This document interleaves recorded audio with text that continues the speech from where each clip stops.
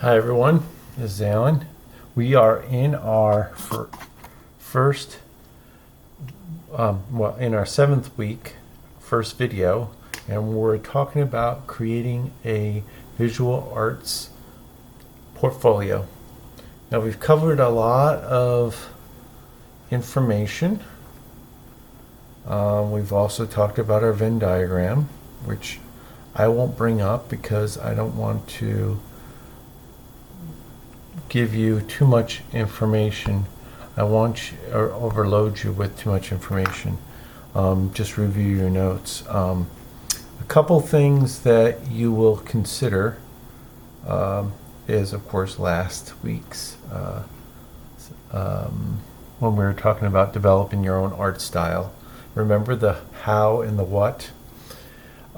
Again, I like you to consider, strongly consider.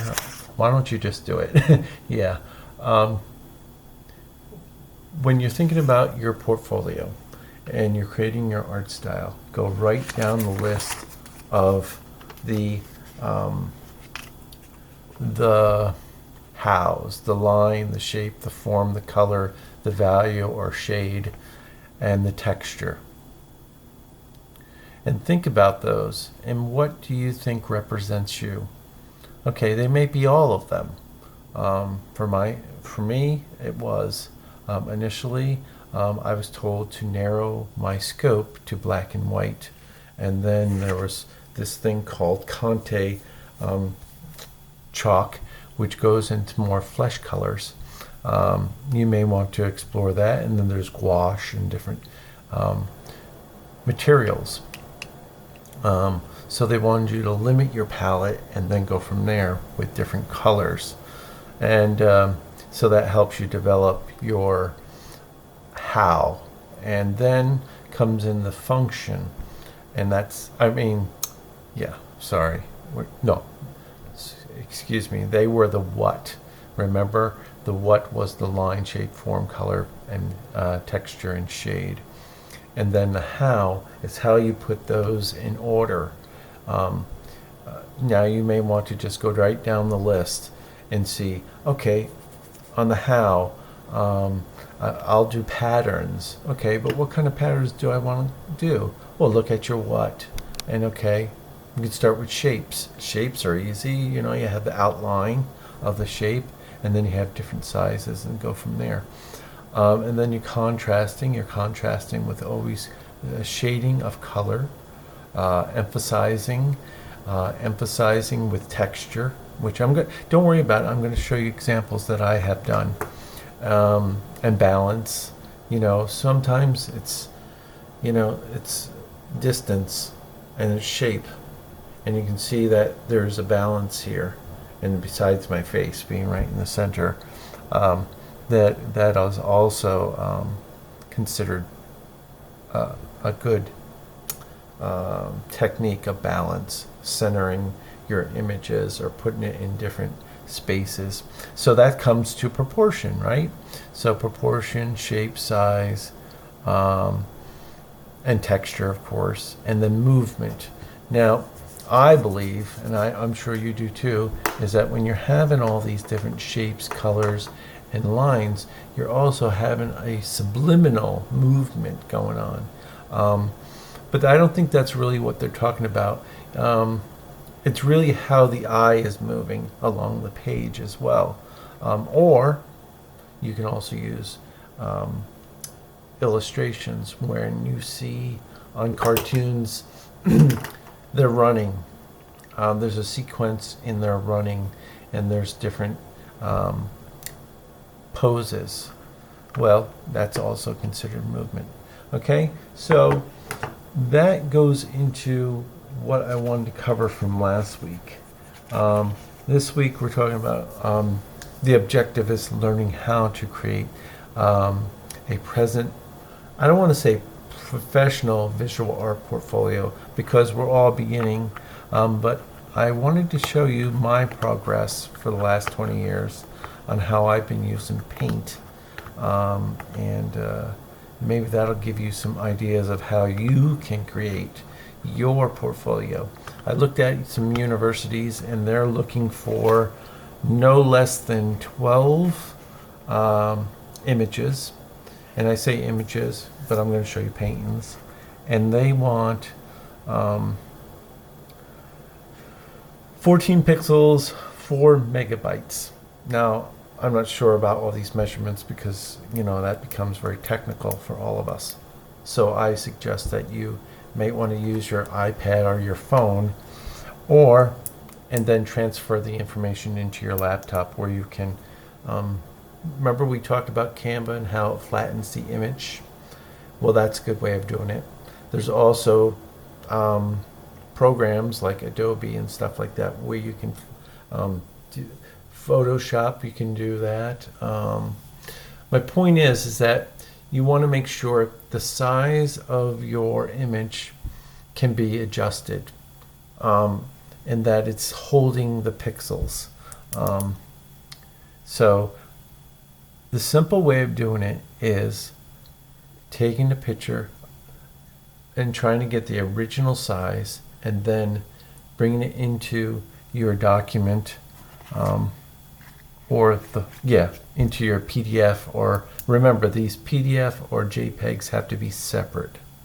So, and they'll tell you how big the file is. But again, if it gets too big, what you can do is reduce it down to a, I'm not sure if you're familiar with Slide. It's slides are about, say they're 2 by 3 or 3 by 2 inches. And so they're a little bit smaller than this. So if your image can be that small after taking it, or you can condense that, then that will help you with your portfolio images and your layout, of course, because we really want to have a good layout. And if you really get good at it, of course you can put it on one page like we've done with the Andy Warhol pictures that I've showed you in earlier workshops. Showcasing various layouts and presentation. Okay, so presentation is going to come from the image itself. Examples are going to start now. Let me just see if I want to review anything. I consider myself a concept artist, and I think as a visual artist you start there. You may want to consider yourself an illustrator. Well, that's great too, and that takes a lot of practice, and you can go online and figure that out. A lot of people do editorial illustration, but my key points here today is I want you to consider conceptual art, graphic art, visual art as part of the same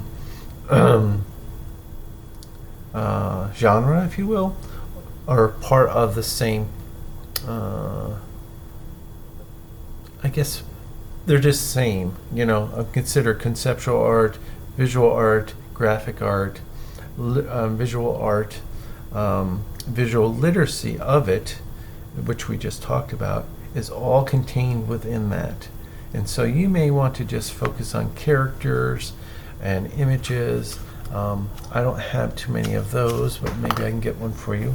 This is, I've done a lot of portraits or illustrations of my sister, my nephew, dogs, and what else? Jimmy Carter, I'll show you that. He's a former president.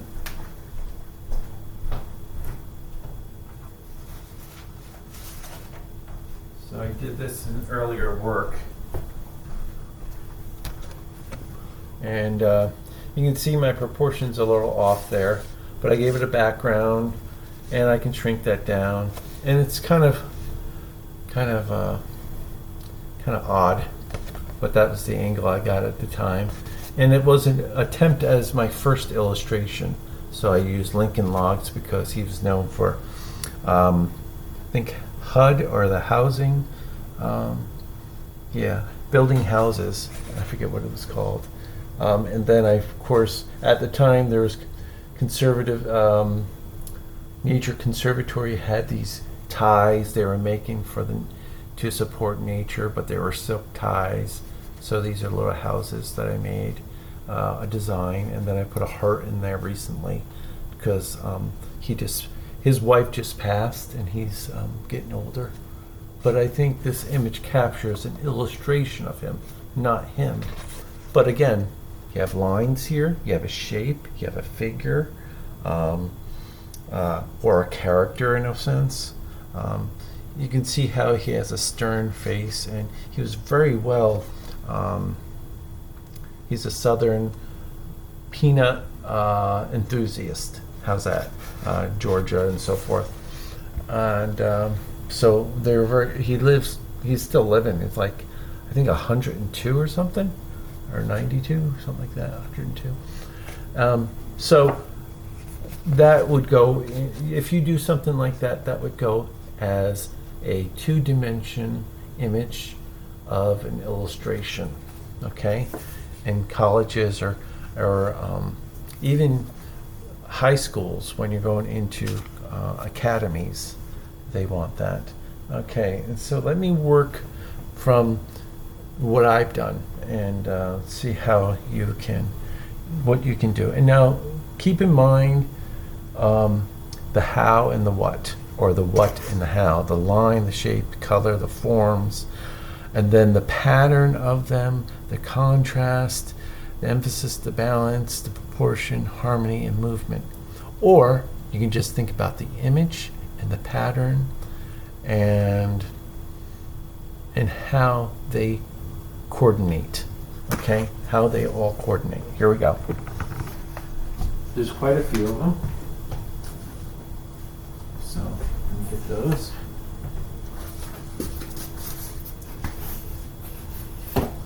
This was my first big illustration.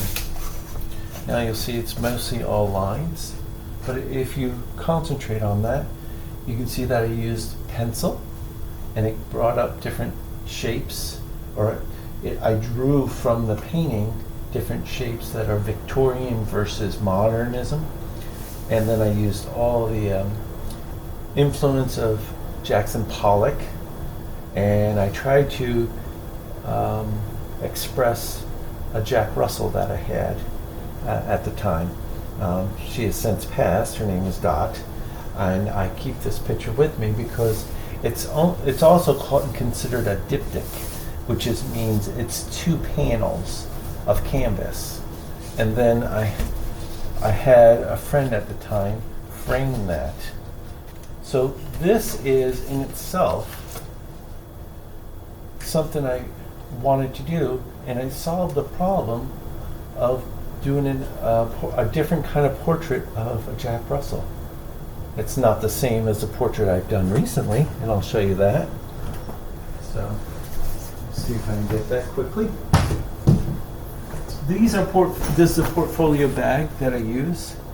You may want to get a smaller one, or where you can put your photos in, or your illustrations, or you may just want to use your camera and or iPad.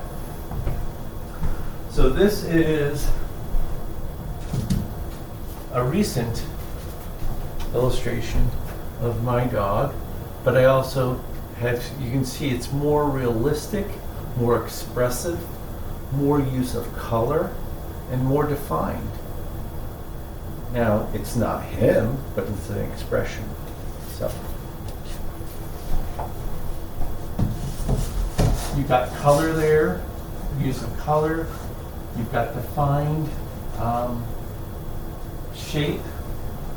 But you can also notice in there that there was some use of value, which I blurred the lines. And then here's another earlier portfolio picture that I did when I first started my bachelor's. It's called the Dharma tree.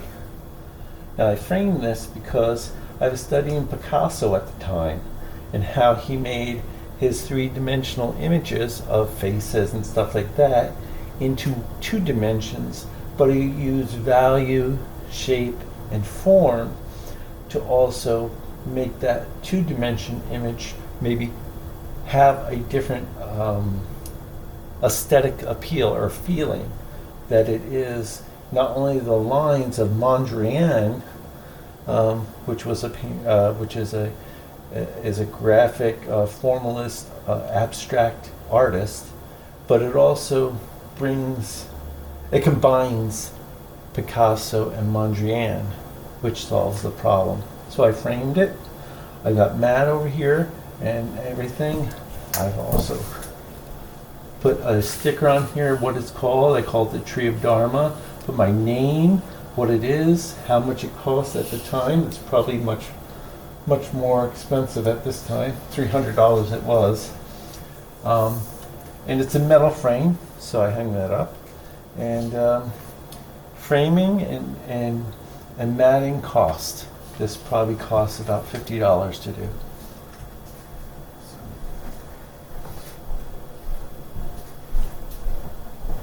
I hang it up here.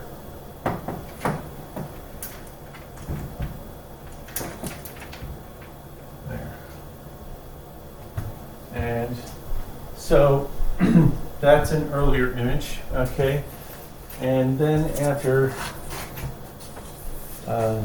Da had passed, or was injured, or she was killed actually by foxes, I did this, and it's more of a collage, so it has texture to it.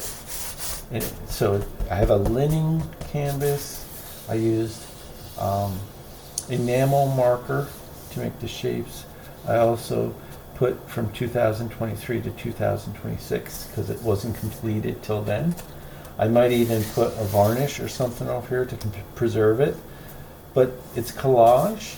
It also deals with footprints between dogs and foxes, and then I used red to symbolize life.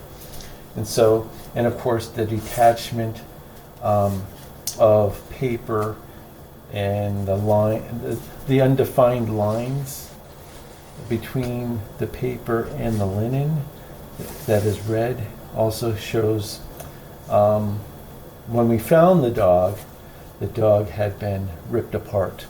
So that is what I had to reconcile with myself. And so then I put this cellular information of the silver here to bring it into a spiritual form of life. And so the circle, of course, reminds me of bubbles and cells, and the hexagon reminds me of bees. And if you know anything about bees and how they create their hives, and that's all natural. So that was part of that. And then of course I didn't like just the line of the framing I did there, so I broke the line, and I broke the line here to give more of a natural feeling instead of a sharp edge. Okay, so that's what I was doing with mine. And then I did this with gouache. I mentioned gouache. It's called a totem, and it's simple shapes. It's like 1, 2, 3, 4, 5 different shapes. And then you got 1, 2 different shapes there, and you combine it into a totem. If you don't know what totems are, then I suggest you research that. And of course, did some shading of the different colors. It's really flat, so it has more of a natural feel. Okay, and then I did a lot of collage work, and so when I did a lot of paintings and stuff like that, and I had to move, I said it's time to repurpose them and change those paintings into collage. So I did collage, which is layered paper, and this is foam core, which is it's actually mounted on there.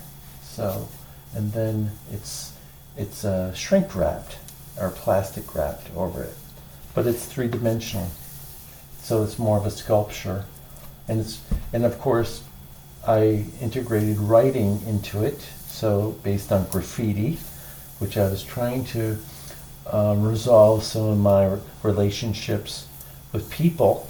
So king and queen symbols about power struggles between people, places, and things. So, and then I also did these. First time using acrylics because I don't really like using plastic, or I rather stay natural. But I watered down some acrylics and poured them on and settled, and then I turned them around throughout the day. So it took 24 hours to dry, and it looks textured, but it isn't. It's just the colors. And then I used, of course, the breaking of the line again to show the horizon line and give it a landscape kind of appeal. So it's kind of, if you look at it, it has more of a tree than the sunset. And then I did this as another one, and I'm using, I don't know who the artist is, but it gives you a line, a fine line. Artist had made big pictures of using fine lines and using different colors to show expression of those fine lines of the human spirit.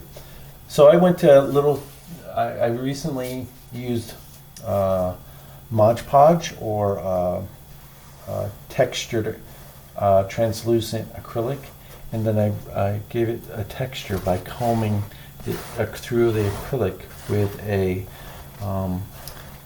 called a palette knife, or a plastic palette. And that gives it another texture, as you can see. So I wanted to break the line again, and let's see where I am here. Back to my learning how to use Picasso as a pattern of shape, color, and tone, and simple pattern like a tile pattern, and using simple line. You can do that too. It's on just canvas. It's called canvas paper. Actually, it's just canvas, or canvas board, if you will. Or yeah, so there you are, paper I'd call it. And so I just use basic. I think it was watercolor, and so I wanted to give it different expressions of the cat at the time. This is for my grandmother, who had passed, and it shows different expressions of her cats, and I put it in that kind of form. And so I never was able to give it to her because she had passed prior, before I could. And so, and then I went to I took a course on how to use the Macintosh, to use Photoshop to make a more of a tile image. So this is using letters, shapes, in nature, leaves, and then I combined them all. And I call it, I forget what I called it. I think it's autumn leaf. Autumn leaf. So I use that. You can see that. So these are all different images. Of course, that can be considered two-dimensional, but it also has a pattern. Let's see. And of course, I don't know if I told you or showed you that what I do now is I also create my own covers, book covers. That was Wave Grafter. This is one of the most recent covers that I used with a past picture that I showed you, and then I overlaid it with music, and I used the inverse of that, and then of course I put the right title there. That doesn't matter, but I was only able to use that size of the image. I did this, which is an illustration of Christmas trees. There's 17 Christmas trees, but I also wanted to bring in the abstract or expressionistic with the white, the gold, and all the feelings I was feeling, and then bring all that into the Christmas tree themselves, and to say, what does the Christmas tree symbolize, right? And I think there's beauty within that. So, And you can't see it, but I guess you can, well, you can see the gold, but it's textured. And so that gives it a 3-dimension. And so I'm staying, and so I did that, and then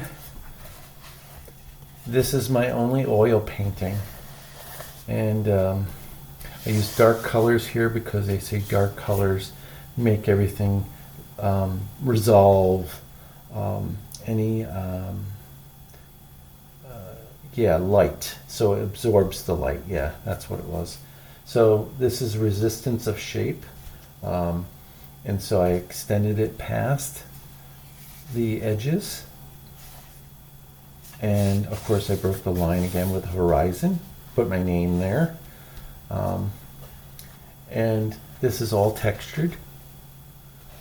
And it's actually, I'll tell you how I did it. I used acorn leaves, and then I drew around them, and I sketched around them.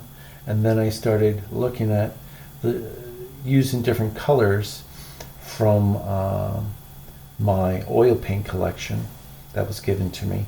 And then I just started putting layer upon layer and using paint thinner also to make the different colors and textures and shapes. And over time, I used gold, I've used silver, I've used white, I've used iridescent. But you may not be able to see it, but here it is. The darker colors are on the surface, and as you look at it, you are drawn into the lighter colors. And the lighter colors bring you out and then bring you back in to observe the natural image of it. Because it's not only leaves anymore, it's a tree. So it gives you a tree. It breaks that image up into making it more of an abstract image that expresses, for me, acorns, an acorn tree. So I did that. That's 3-dimension. So I have 12 images here. I showed you this. This is my iridescent seashell, and of course I put poetry in there. And then I did it. I used a crochet doily, and I put that Mod Podge over it to give it a texture. And so now it has a texture in between the writing. And the writing isn't as important as the image itself. It is equally important. And it talks about the expression of children and how they bring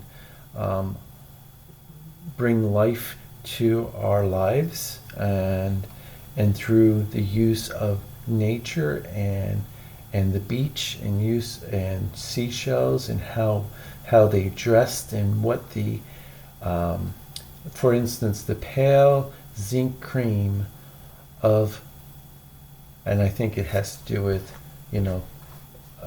when you put sunscreen on, and how it gives you the skin a lighter appeal. So it goes into that. But you don't really have to read it in order to get the feeling. And I think it gives it a nice magical seasonal feeling. And of course I don't know. And then I did this. This is my only thing, and you'll never see one of these probably again. It's a cold press felted betta fish. Okay? And so, yeah. And it's 3-dimension. It's actually felt. So, and I turn every once in a while I turn it from this side to this side, and then I hang it like this, and then I turn it around and I hang it like that. And this is, ever hear about wall hangings? This is a wall hanging. This is one of a kind. So, how do you merchandise that? How do you sell something like that? And what is the concept behind that? What does it solve? Well, it expresses a fish. It also gives it texture. I don't know if you know about betta fishes, but you really can't play with them, and they live separately because they fight amongst one another. and it's like two fishes in one. So I kind of solved that, and I brought color into it, so it's permanency, and of course shape, color. It's organic, and it's an organic shape, so that brings nature back into our lives, right? And then I did pine cones, 3D. I don't know if you've noticed, but we went from 2D into 3D. And I also now have used sculpturing techniques, which I've showed you with texture. And then I also used brackets, or I think these are what is it? I forget what these are called. And then wire, and these are screws. And so it hangs just like that. And of course I put the gold in there, but before I put that, I put the, was it red crimson? And of course, I think I've explained this one to you.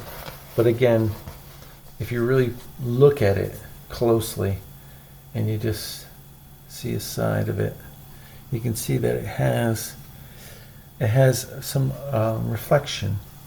And so that, again, repeated shape, form, color, and that all interacts with one another. So of course there's some sort of movement going on, right?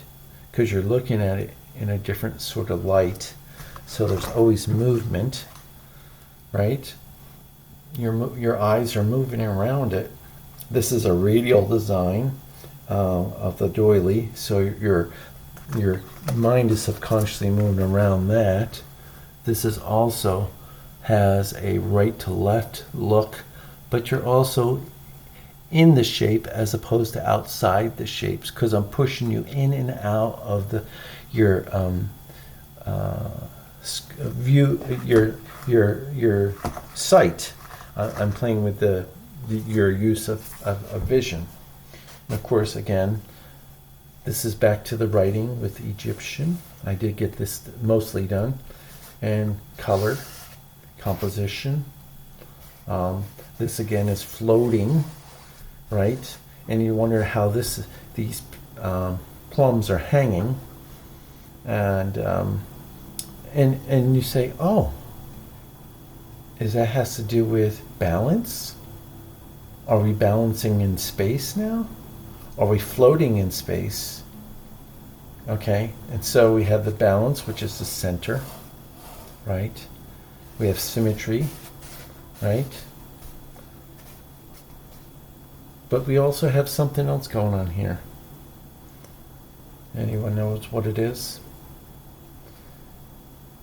Proportion, perhaps gravity, use of gravity, and how an image can stay still in the frame, but also then again move throughout the frame by using different colors that are used also in the composition. So that's what I'm trying to do. And of course, we're also going outside we're pointing outside, we're bringing you back in through the curves and stuff. And then the color, of course, is a red ochre that they used also in Egyptian hieroglyphs. And of course I have to go over this again, but it also gives it a natural feeling. It's not natural. These colors aren't natural, they're conceptual. So I wanted to show you that, and I wanted to give you an idea of what you can do with your portfolio. So let me put this aside, and then I wanted to show you one more thing before I let you go. A couple things that I really am interested in myself, which you may be, is let's see if we can get that going here. It's easier for me to do it this way. There we go. Okay, I did look at the colleges. I did look at their portfolio, what they're requesting for visual education, graphic design, and so forth. Then I went into Here is a YouTube.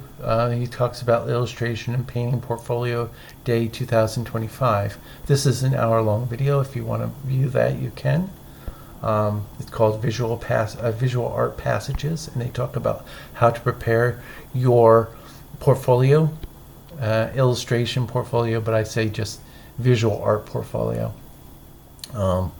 Here is a couple interesting portfolios that we talked about. I want to show you this one because this really typifies what we've been doing.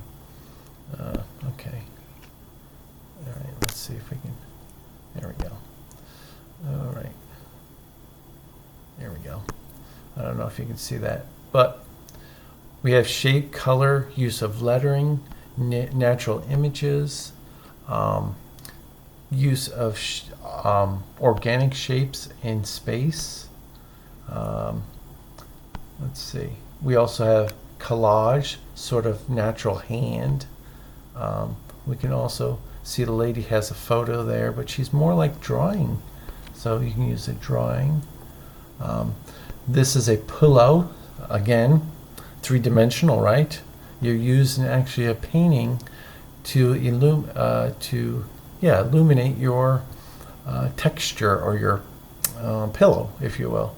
But you also see this painting here that is really interesting because it has pattern.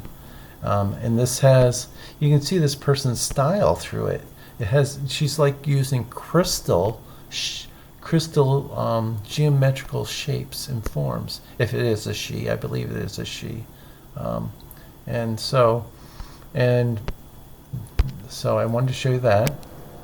And of course you can look at this yourself just by typing in portfolio visual literacy sample request for artists. This is one that's really interesting. Use of a lot of reds and colors of that nature. And then I wanted to show you one more. Here we have, you can't see that so well, but they're more pastel colors. You can use pastel, right? You can use any color to make it. This is graphic collage.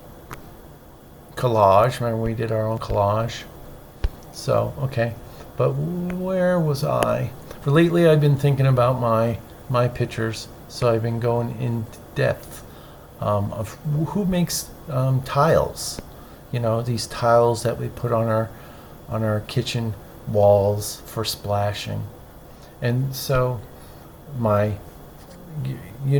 so you have this pattern, and they're 8 by 8 inches, which is kind of big, but it's natural, right? It's all the same, but it's in the four corners. I guess they call it, I forget what they call it, a radial. Yeah, it's a radial graphic design. This one here, you can see the stars are three different sizes, but the outside is the same. You have that hectagonal shape, and then you also have that square, but it blends in. If you have many of these, the white goes away and you see the blue, and then the blue shows the stars. Very simple, very nice. A lot of people like these colored ones because it gives more of a video graphic design, if you like video games. Some people just use plain aqua colors because this reminds them of scales and of fish, so they put that in their bathroom. Here's the stars of equal size, and they call it brass. You'll see that there's lines in between here. So these are separate tiles, okay? But they're making a pattern, okay? Now these are 4 different shapes, or no, they're actually not. They're 2 different tiles with two different shapes, but they're positioned in a different configuration. So again, that is pattern. Here comes more pattern. Circles in a square. Now you have an invisible circle kind of thing, but once you put more tiles, next to these tiles, it kind of gives another kind of small circle right there, and it brings the nature outside. So we're fighting against that resilience of shape and control of nature itself, because nature always will win. Again, we have the square here where you can put it in your bathroom, or even I think some people would even consider putting that in their kitchen, where they dine. That's what I'm trying to say. Not sure about these shapes. These are, but all the natural ones would definitely go into a kitchen backsplash. Here's some ideas. Backsplash here on the floor, as you go out or into the house. The back door or the front door. Sometimes they have rugs there, but this is easier, right? If you have a nice tile, repeating tile for a restaurant. But it's the same colors, right? It's the same pattern, same colors. But what if you used say if you had a painting like mine, for instance, this one. Oh. What if we had this right down like this, and we cut off that, and we make it a square, and then somehow we made it smaller, and we broke it up into 4 sections, or just 4 different or separate tiles, and then we moved the tile shapes around. We could do that, or moreover, of course, is this one. This is definitely that 4 tile kind of way of doing things. But it's 2-dimensional, but it also gives a 3-dimensional feeling when it's ceramic tile. So, okay, so I think we went over portfolio layout. One thing I would also have you look at before we talk about it next time is artist statement. What are you creating?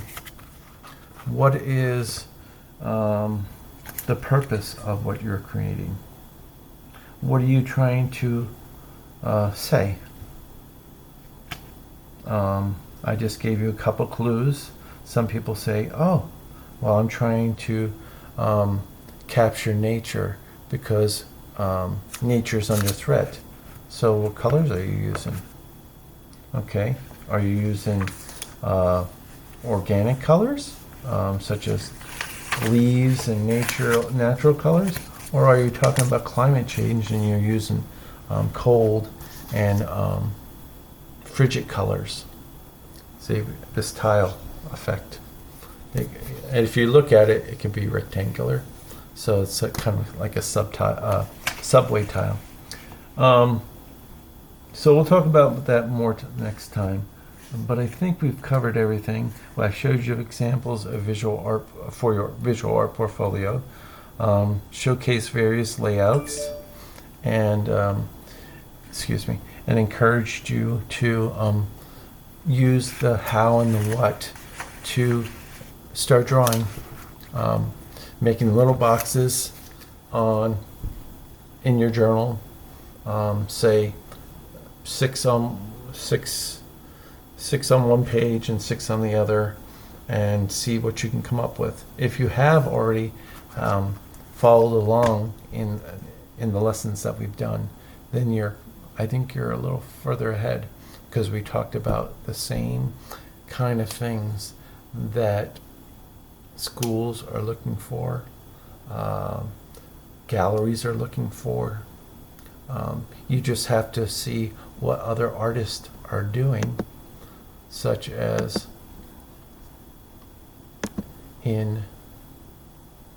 see if I can bring up this gallery here. And if you go to museums, you can see that yourself. I don't know if it'll show me. But you can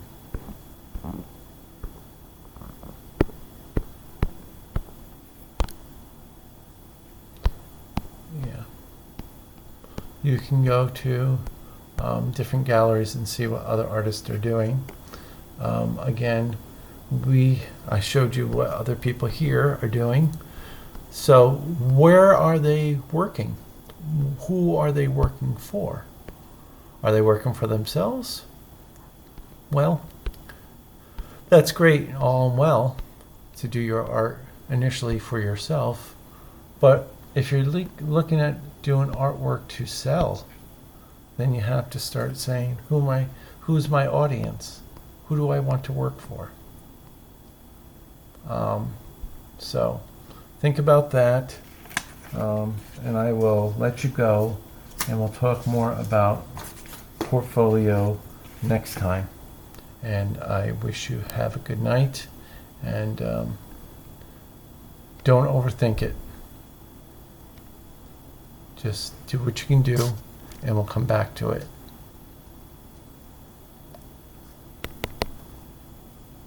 Take care.